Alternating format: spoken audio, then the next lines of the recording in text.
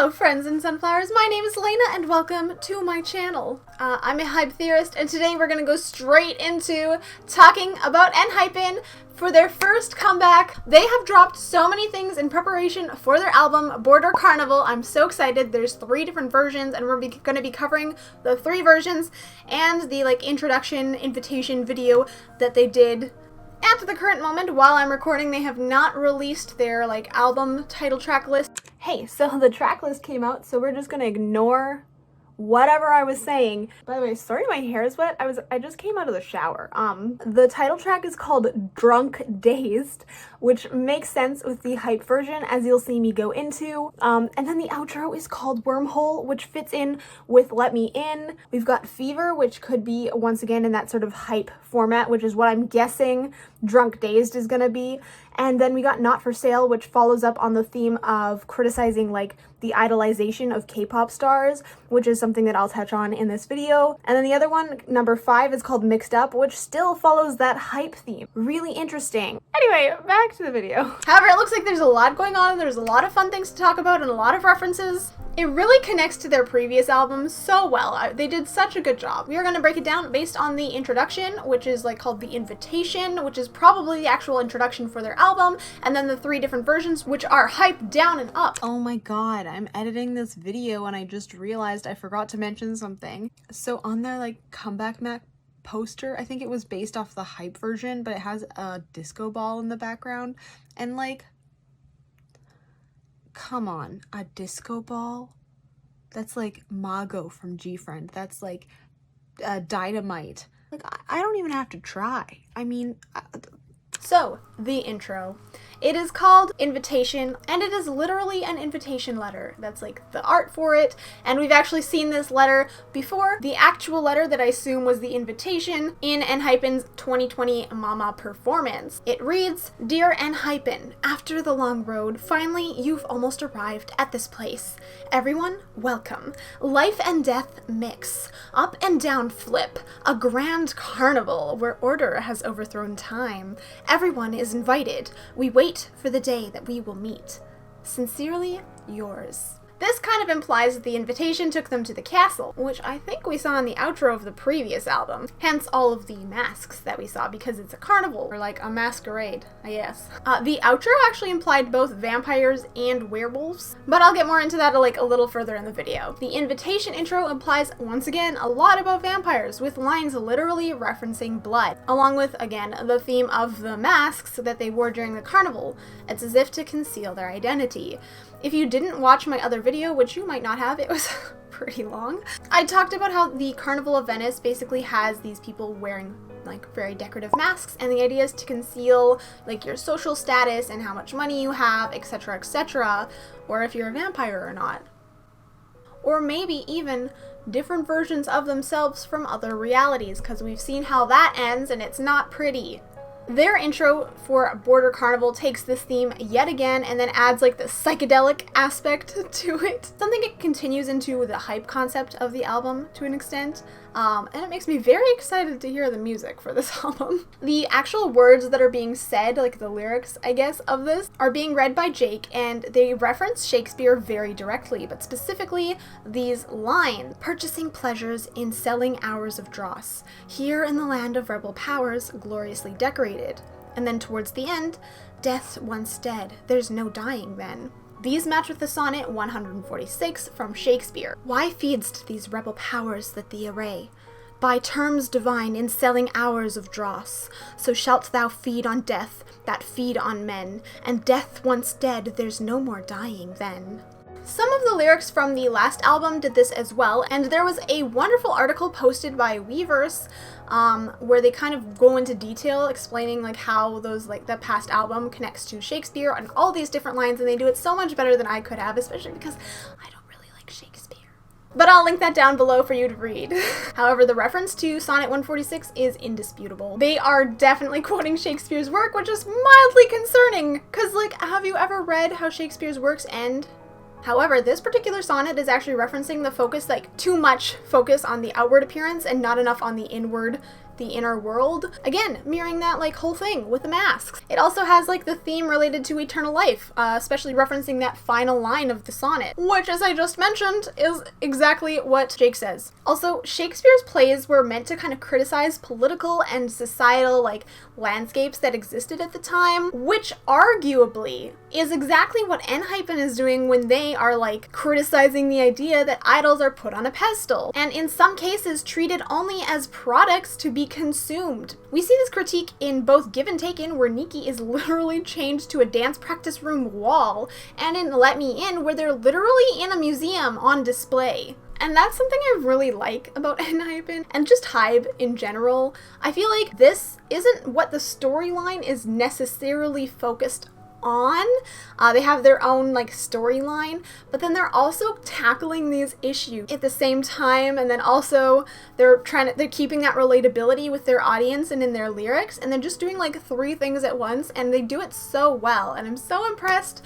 Anyway, because like I said, this selling hours of dross line, while it ties in with Shakespeare, it also has like a spinning clock on the screen, spinning backwards at this time. This possibly implies they sold the hours to other people. Like, they were the ones doing the selling so that they can go over and do it again. Makes me think of a certain feline that we all know and love. By the way, dross just means like hours wasted, hours that that were basically garbage, trash, like you wasted the time.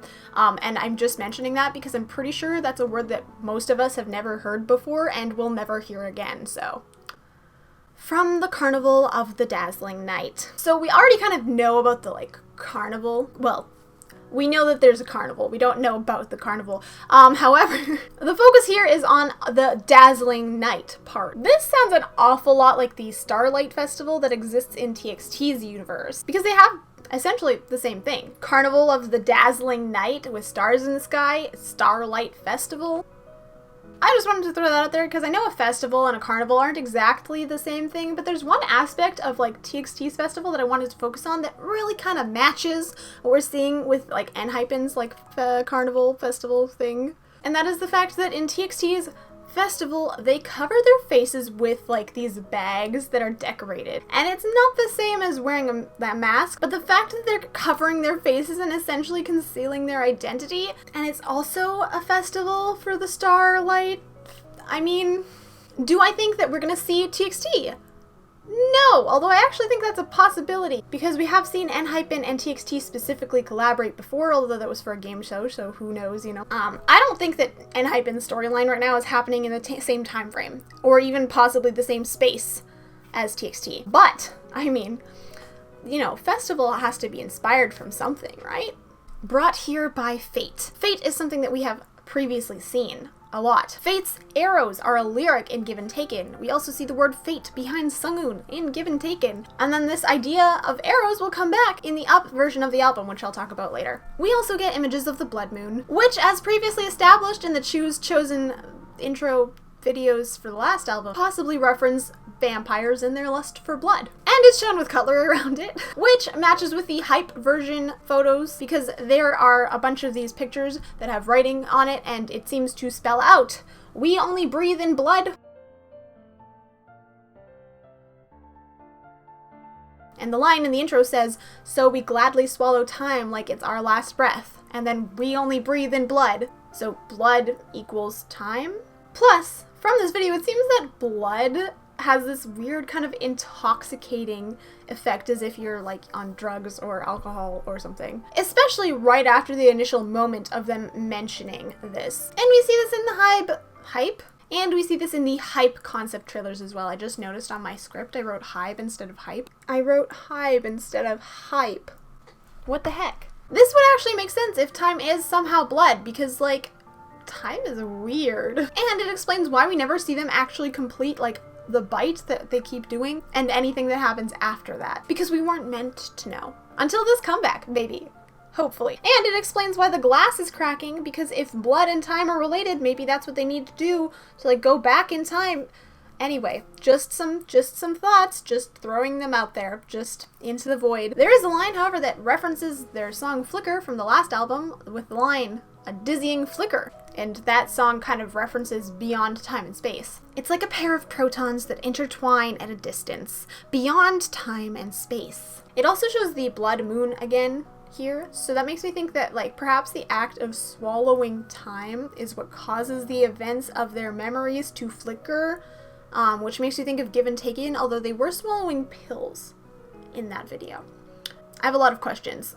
Like the horses! What's with all of the horses? Oh, well, apparently horses are actually historically very important in Korea. They were generally very symbolic creatures. They would help transport your soul to the heavens if you were to pass. They had ornaments and decorations that were offered up for the divines that were horse-shaped. And horses themselves have a lot of tie-ins to royalty because they were often used in a lot of state and royal ceremonies. All of this ties in either with the vampire afterlife theme and the royal theme that ENHYPEN has got going on right now. I will link a page to the Jeju National Museum in the description below because they talk at length about things related to horses in history. It's very interesting, so. Also, thank you, Louis, for sending that page to me. The Harvest of Light, or a Festival of Blood. I think this references two different versions of the album, specifically the Hype and the Up versions of the album, where Hype is the Festival of Blood and Up is the Feast of Light. They're both part of the carnival, though, but I have more thoughts on that, and, you know, I'll cover that in the respective section.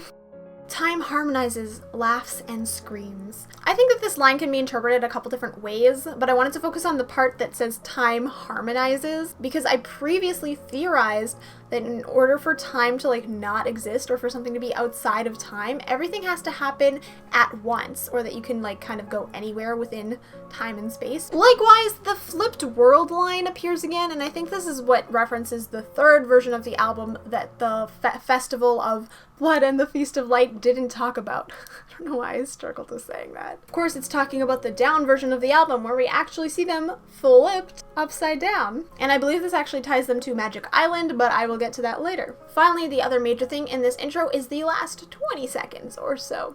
Just as a whole, all of it. A light that blinds and deceives. On the word deceive, we see a hand holding what looks like magic of some sort, and it's blue. And that's not a coincidence because blue equals magic. But it also matches with what we see Sungwon doing in Give and Taken, where he literally creates fire. This line could also be referencing the flash of a camera, which we know is sort of tied in with their aspect as well. They're from a reality show, I mean. And that criticism of the idol industry is very prominent. And a patron and member of my Discord, Lame Game Hero, mentioned that the line that says, "There was a voice from the great beyond," could literally mean, like, beyond the screen. As in, like, behind the screen. It also possibly ties into why it looks like they're in a video game simulation in the down version of the album. We see on the Deceives line also Le Mont Saint-Michel, which is a fortress built on a border. Yes, like the album name. This exists on the border between Normandy and Brittany in France. And this might be why we see, like, famous Renaissance ceiling paintings, but in kaleidoscope form throughout the video. Although that actually ties more in with the previous themes of Italy than it does of France, because I guess this now ties it into Europe as a whole. We also see French interior design used in the up version of the album, which, since this is a French castle, I guess that makes sense. I found that many places describe Le Mont Saint-Michel as, like, the closest place to heaven that one could ever be. And then, of course, it was also converted to a jail after the French Revolution, so that's fun. Just so you know, it's no longer a jail, it's now a place that you can, like, go and visit. By the way, we've actually seen TXT reference Le Mont Saint-Michel several times, notably on a cookie tin in Still Dreaming, which were from Saint-Michel. And also the castle itself was visible in the background of their latte duty-free performance, so I have a feeling this is gonna come back around somehow. Finally, the words here that Jake is using make me think of GFriend's Tale of the Glass Bead Butterfly Effect and Apple music video. In these videos, they follow a light that leads them to a labyrinth or forest, and this light takes them to an apple tree that sings to them, which match the words that voice rings out again. Interestingly, the girls of G-Friend enter what you could probably describe as a castle in the middle of the labyrinth, and they get really drunk on what looks like a feast of flowers before they end up as witches at the end. This seems to match what we see in just everywhere in this whole concept. The final words that are said are here. Come inside the castle.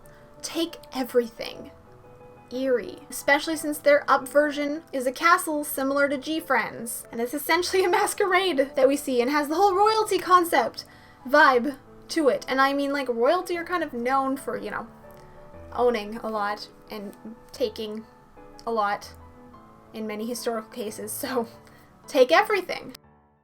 There are also a lot of things in this video that reference what we saw in the debut trailer, Choose Chosen. Choose Chosen also had a voiceover, so let me remind you of a few of the lines and show how it carried those themes over into this comeback. Choose Chosen had the line, "We keep our fists tightly clenched." This line is referenced in the invitation with the image closing of the fist, which appears when talking about powers, which we clearly know they have. Blood red moonlight blazes, unquenchable thirst flares with fury.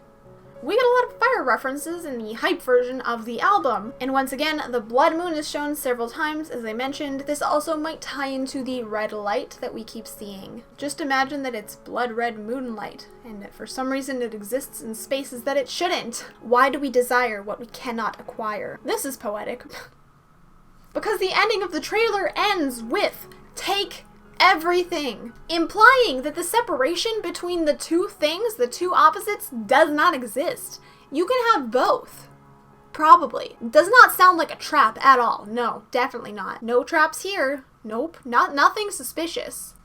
Anyway, let's move on to hype. Not to be confused with hype. The hype teasers continue right from that whole psychedelic feeling of the previous intro that we just saw and talked about, paired with a more chill kind of sounding rock vibe track, except for the first video they posted, which was like a super hype rock track, and I'm really here for it because I just personally find it really exciting because I really want rock with ENHYPEN. I think they would suit it so well, and I really hope that there's a style of song like that on the album, okay? Okay, moving along. This whole concept is clearly tied to vampires. Almost all of the food in front of them is covered in red or meant to look like body parts of some kind, like the sausages with fingernails and ketchup, or the copious amounts of eyes. Definitely appetizing and not off-putting in any way. Honestly, I think the skulls are a good decor choice. This is probably a reference to the Festival of Blood, which, remember, blood equals time, and behind them is scrolling text that says bloody happy birthday, because you're getting older, so time. I don't know, the idea of a Festival of Blood actually being a birthday party kind of fits, and it's really funny, so personally, if I was a vampire, I would do that. But beyond that, I guess the body parts listed on the calendar in Let Me In kind of makes some sense. Maybe it was just for someone's birthday, I mean... but there's also a movie called Bloody Birthday, which is about these kids who were born under an eclipse, and so they have no emotions, and then they become murderers. So that's fun. It's a slasher film, so I'm probably never gonna watch it, but if you do watch it, let me know how it is. You can see they might have taken some design choices from the cover of it. A really prominent part of these photos is that it's bathed in this red light, like it might be the blood red moonlight, the blood moon. Yeah, this is similar to what we saw in the Let Me In music video, and it's the same kind that is visible in TXT's Can't You See Me? Unquenchable fury, and I assume that red shows the dire reality of a situation, possibly to the extreme, but I think there's probably more to it, I'm just not sure what it is yet. This light likes to live in corners. It's hiding behind the windows in the garage, and in the car in those down photographs. And it's visible in the fireplace in the up photographs. Very concerning. I don't like that at all. I don't trust it, frankly. Interestingly, Jake, for some reason, who is our narrator, by the way, is covered in a blue light, not a red light. This feels very contrasting to the point that I feel like it's trying to tell us that Jake isn't affected by it somehow. I don't have a ton of explanation for why that might be at the current moment, since ironically, it was actually Jake who was sitting in the car in the red light in the Dusk Dawn intro for their last album. I can only guess that this might mean that Jake is one of the main character focuses of this particular album. I'm not sure. There's also a huge focus on the eyes. Close zoom-in shots. Actual eyes. They seem to be eating this piece of paper on Sungwoon's shirt that says, "I see you." They're being watched again, still, which I'm guessing is a continuous theme for ENHYPEN. It's not going to go away because, like I said, criticism towards the idolization of idols. But yeah, I wouldn't be surprised if this also isn't a major point in their story, especially because of the up version, which I'll talk about later. Speaking of things on Sungwoon's shirt, there's a lot of things. Mouths sewn shut, dinosaurs, which might be because vampires are old. It might be a reference to their missed childhood, not sure about that. We got that vibe in Given Taken. And also, dinosaurs were on Kai's face in TXT, which sounds really weird out of context, so please look at this photo. There's a tiger, which we've seen before in BTS and TXT. There are these flowers which kind of look like red spider lilies, and in Buddhist writings they are said to guide the dead through the process of rebirth, which fits in with the vampire theme yet again. Sungwoon is also seen like eating grapes, in a similar fashion to how Jimin was eating grapes, which immediately makes me think of Dionysus, because grapes and Dionysus and wine. And he's shown holding a king card in another photo, which, considering the throne that we've previously seen, well. Interestingly, with this set, as I pointed out previously, we also get these photos of them in school uniforms. These are the ones with the writing on it, which I already talked about. But like the uniform itself looks like it says Decities Academy, Decities. Can't quite make it out. That isn't a word, but déçu is a French word, which means disappointed. So there's that. I just assume it has to do with French because of the castle, but I honestly have no clue. Actually, these photos are really strange. Like, why is Heesung lying in fries? We just don't know. It reminds me of Can't You See Me though, just with fries instead of tomatoes, which sounds a little bit more pleasant if I had to choose. Speaking of Heesung, he has something else that we've seen before. Painted fingernails. Sungwoon also has one, and we saw this previously in the Let Me In music video with Sunu, although I do think that it has something to do with the blue drink. But at the moment we have no good idea of what that blue drink actually is and what it can do, so we're just gonna have to wait and see if it ties in with the painted fingernail, if it symbolizes something. I'm just gonna wait. Let's move to the down version. The down concept photos start by showing us a crashed car. If you've seen their Choose Chosen video, this is probably the same car that Jake was sitting in that video.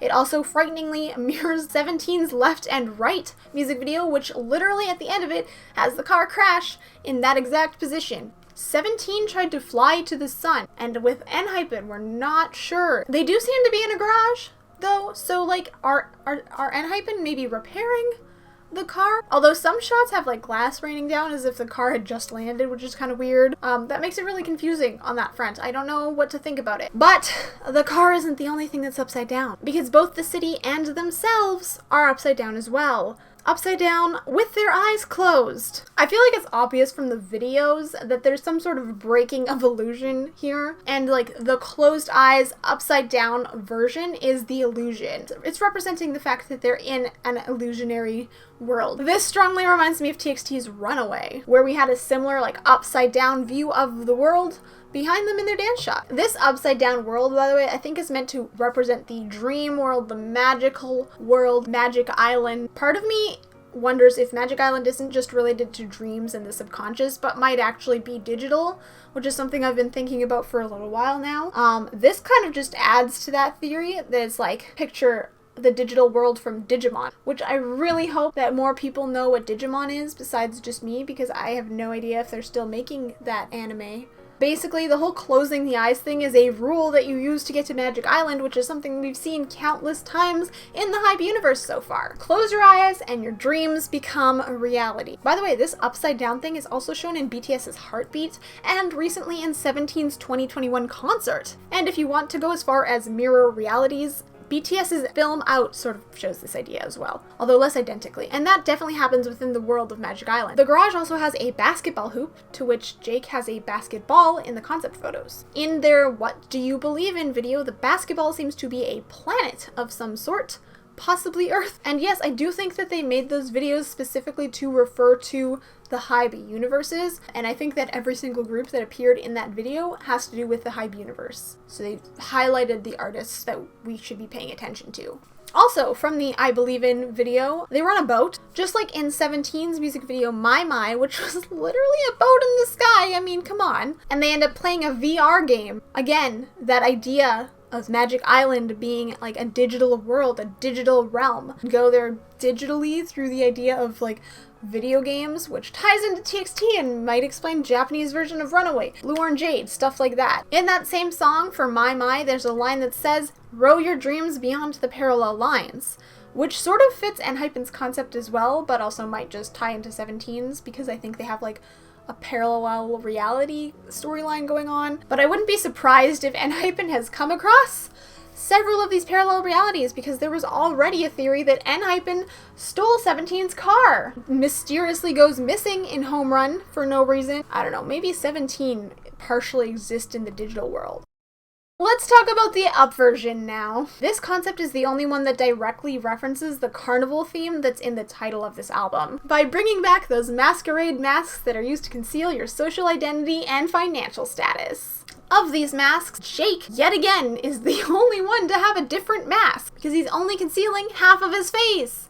This seems like it might possibly be referencing the Phantom of the Opera, which had musical references in the outro of their previous album, so interestingly I wonder if this does once again prove to us that Jake is the main focus of this album. If it is, then that might mean that if it is referencing Phantom of the Opera, I mean, there's probably going to be a fight of some sort. Like, Phantom of the Opera, the whole point, like, the mask conceals, like, the dark inner world. The guy who's in Phantom of the Opera, like, kidnaps a girl, like, he's not exactly the nicest person, so if he fights with someone, you know, it might be Jay, because they did have that standoff in Give and Taken, but we'll have to see. By the way, there's also a boat scene in Phantom of the Opera, so boat that they saw in their I Believe In video, you never know, could relate to that somehow. Otherwise, as I've mentioned previously, the themes of this version seem to be royalty. They're in a castle, possibly at the Feast of Light, that was mentioned in the intro. However, even when they're in a castle looking like princes, there's still only one throne, which I want to remind people of. Especially because the way that Sunu sits in his chair, like, he just sits in it like he owns it. And he sat in the chair the exact same way in the Give and Taken music video, which also kind of looks like he's sitting in a throne. King energy. And actually an interesting fact about Sunu, who, if you missed it, is a very suspicious character. He crosses his legs the opposite way from everyone else in the group photo, implying that he might not match with them. By the way, this also happened in G-Friend, so that's interesting. Everyone kind of has their own focus in this video, like something that they focus on more than the others. Like Jay, for example, seems to really focus on jewelry, which might come back. And notably, Heesung has a focus on fruit. Interestingly, Heesung actually doesn't have a mirror scene, and this is really interesting because originally he was the one who was associated with mirrors, or at least he was the one who was shown to not have a reflection. This makes me wonder if it's like a power available only to him, where he's the only one who doesn't have a reflection, since other people in these videos do actually have reflections, which is weird, because if you're a vampire, do you not have a reflection? It's unclear. Is this a trait for him alone, or does it have to do with the fact that this is maybe an alternate reality where they're not vampires, where they might be humans, or they could be werewolves, which I'll touch on. And I mean, there's still the context and possibility of the fact that ENHYPEN exist in multiple realities and might be traveling through different versions of reality, so maybe they're not vampires here, I don't know. However, something that does persist is the feeling that they're being watched. This time by the statues that are in the room with them. There are two statues in this room, and they are of the twins Artemis and Apollo from Greek mythology. Apollo looks to the right of the screen and Artemis looks to the left. They are very present in several of the videos and are often framed to be either staring directly at the boys, or the boys are matching them, or they're just present at the edge of the frame enough to be creepy. Also, we can't forget that they actually moved all the boys slightly off center to make room for the statue standing beside them in the group photo. So, what is up with these statues? So Artemis is the goddess of chastity and is associated with keeping women and children safe. Apollo is the god of light and the god of music, which is also associated with song and dance, obviously. And he's said to protect herds and crops from disease. However, both Artemis and Apollo are archers, which is, of course, associated with arrows. We've seen this in Give and Taken with the arrows of fate. And then again in the intro invitation with the line, brought here by fate. So they were brought there by fate's arrows. This possibly implies they were brought to the carnival by these deities, and thus the deities are present. And I'm not sure if you remember horses at all, but the horses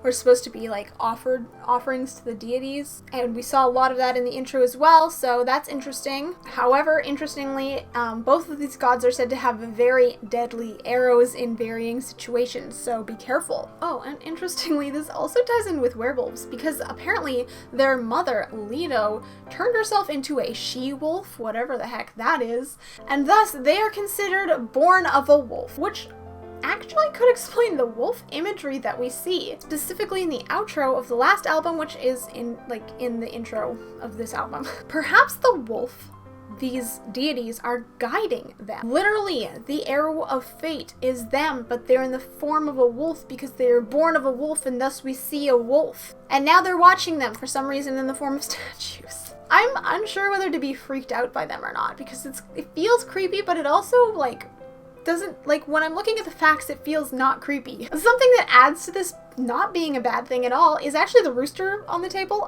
Apparently rooster decor is used to symbolize good luck and prosperity. So, that could be good luck for them. And by the way, these statues, we've actually seen them before, specifically the Artemis one in Jin's Wake and in Blood, Sweat, and Tears, which also has arrows, specifically surrounding Hosuk, who shoots an arrow at Taehyung to bring him out of darkness. This ties into the book Damien, which Blood, Sweat, and Tears was partially based off of, which, by the way, has also been referenced in Island, with the quote that talks about the bird and the egg. Everything comes back around, doesn't it? Okay, something else I noticed while I was editing this video, and I just wanted to add it in really quick here at the end. The doors behind them, it actually matches with the same door that's in the intro. Something with doors, you guys. Doors are always exciting. And that's it so far. That's all I've got for you guys right now. Look out for the track list if that's not out by the time this video is out. And of course, the trailers that are coming soon. What do you guys think? What is your favorite version of the album? What are your predictions for the music video? If you liked this video, please give it a thumbs up and make sure that you subscribe with notifications turned on so that you're notified every single time that I post a video. All of my social media is linked in the description below, where you can follow me, especially on my Twitter, where I have constant stream of thoughts stuff and reactions to stuff that I don't post on YouTube. And of course, I wanted to give a shout out to my patrons over on Patreon. Thank you guys so much for your support. I couldn't do this without you. And as it is, stay sunny, my friends. Bye!